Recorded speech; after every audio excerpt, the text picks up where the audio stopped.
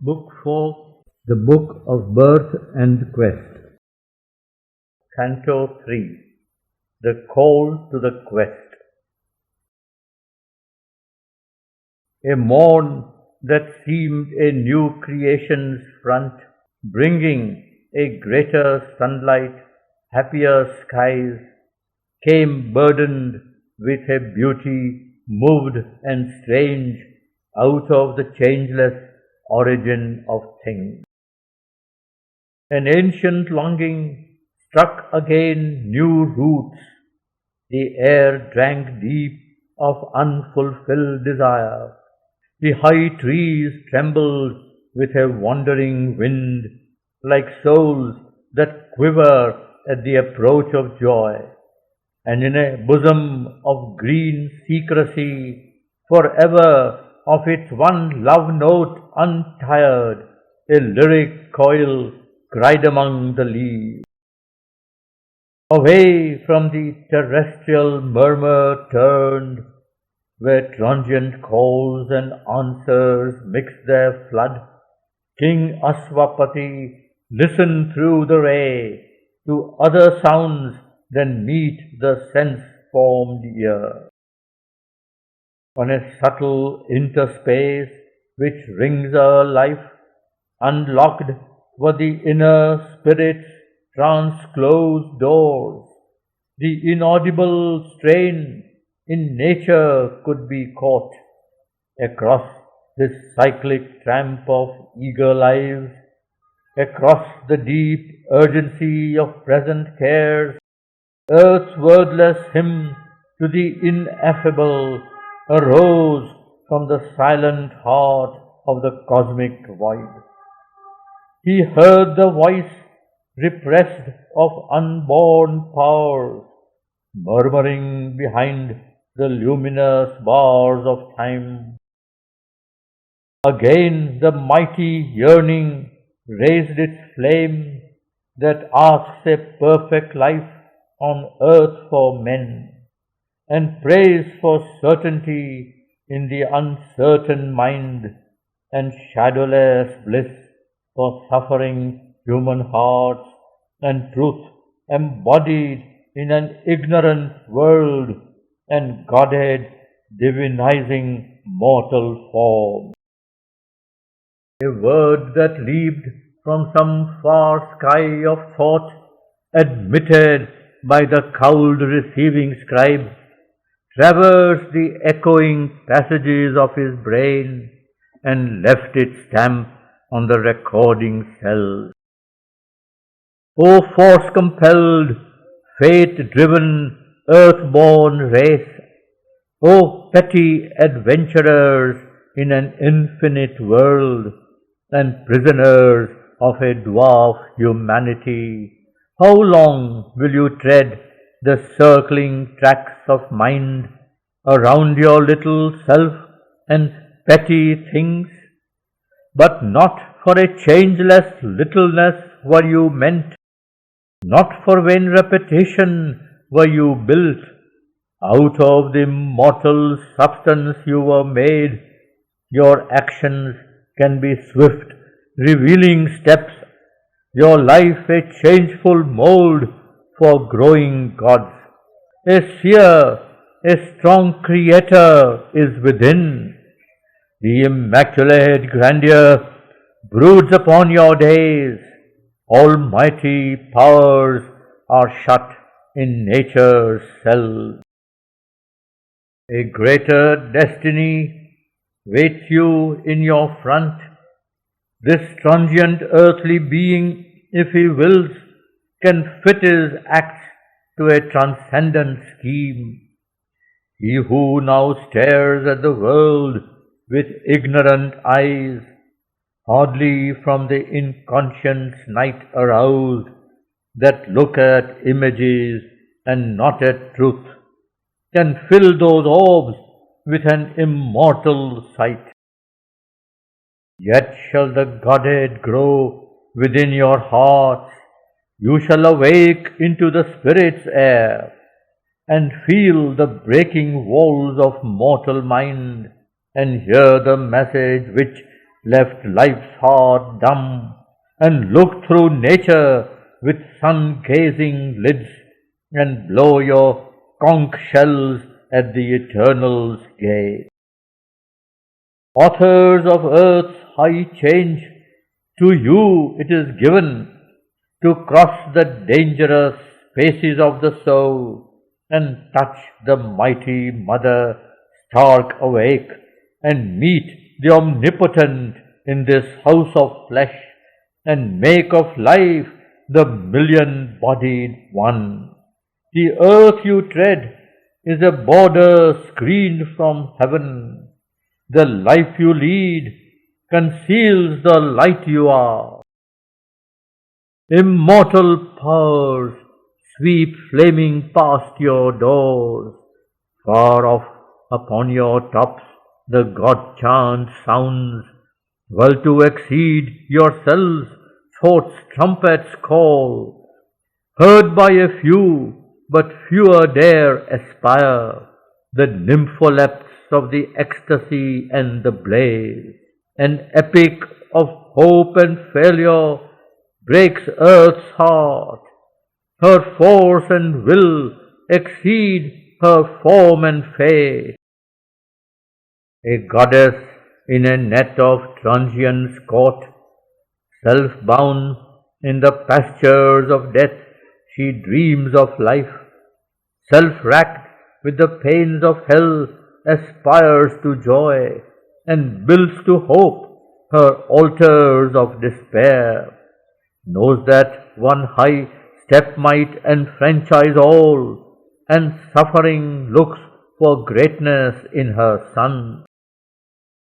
But dim in human hearts the ascending fire, the invisible grandeur sits unworshipped there. Man sees the highest in a limiting form, or looks upon a person, hears a name. He turns for little gains to ignorant powers, or kindles his altar lights to a demon face. He loves the ignorance fathering his pain. A spell is laid upon his glorious strength. He has lost the inner voice that led his thoughts, and masking the oracular tripod seat, a specious idol fills the marble shrine. The great illusion wraps him in its veils. The soul's deep intimations come in vain.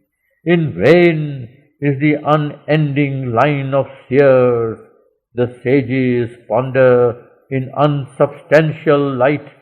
The poets lend their voice to outward dreams. A homeless fire inspires the prophet tongue. Heaven's flaming lights descend and back return. The luminous eye approaches and retires. Eternity speaks, none understands its word. Fate is unwilling, and the abyss denies. The inconscience mindless waters block all done. Only a little lifted is mind's screen. The wise who know see but one half of truth. The strong climb hardly to a low-peaked height. The hearts that yearn are given 1 hour to love. His tale half told falters the secret bard. The gods are still too few in mortal form. The voice withdrew into its hidden skies. But like a shining answer from the gods, approached through sun-bright spaces Savitri, advancing amid tall heaven-pillaring trees, apparelled in her flickering coloured robe, she seemed burning towards the eternal realms, a bright moved torch of incense and of flame. that from the sky-roofed temple soil of earth a pilgrim hand lifts in an invisible shrine. There came the gift of a revealing awe. He saw through depths that reinterpret all, limited not now by the dull body's eyes, new found through an arch of clear discovery, this intimation of the world's delight, this wonder of the divine artist's make, carved like a nectar cup for thirsty gods, this breathing scripture of the eternal's joy, this net of sweetness woven of aureate fire.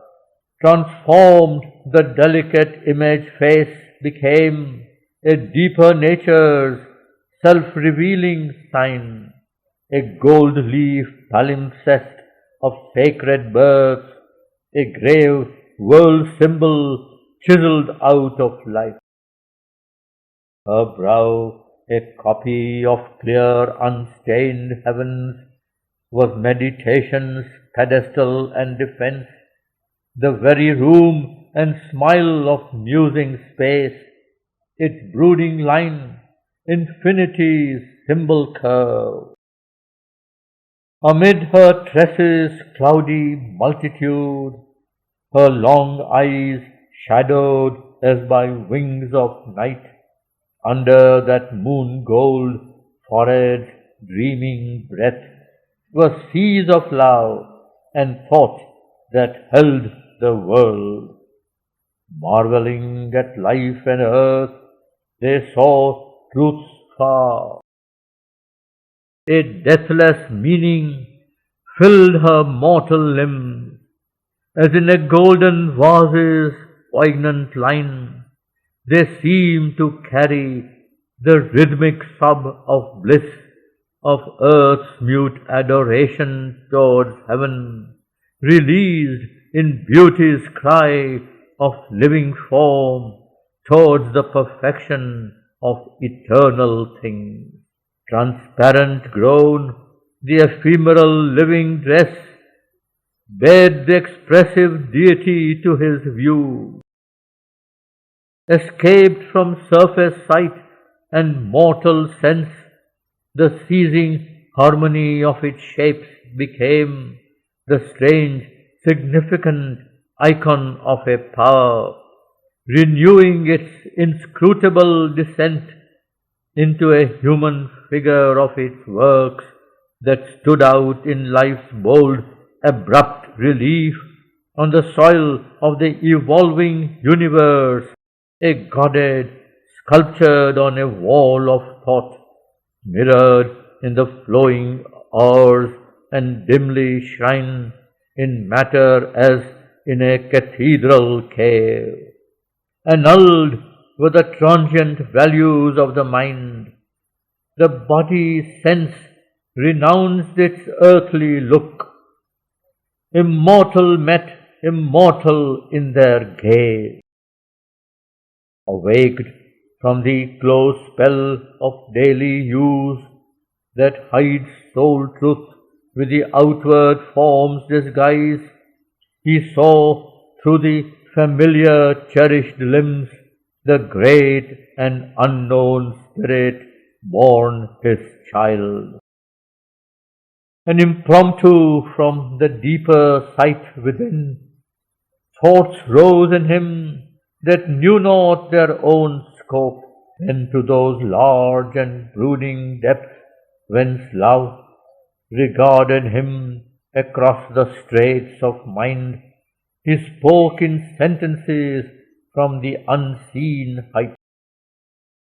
For the hidden prompters of our speech sometimes can use the formulas of a moment's mood to weigh unconscious lips with words from fate. A casual passing phrase can change our life. O Spirit, traveller of eternity, who camest from the immortal spaces here armed for the splendid hazard of thy life, to set thy conquering foot on chance and time. The moon shut in her halo dreams like thee. A mighty presence still defends thy frame. Perhaps the heavens guard thee for some great soul. Thy fate, thy work are kept somewhere afar. Thy spirit came not down a star alone.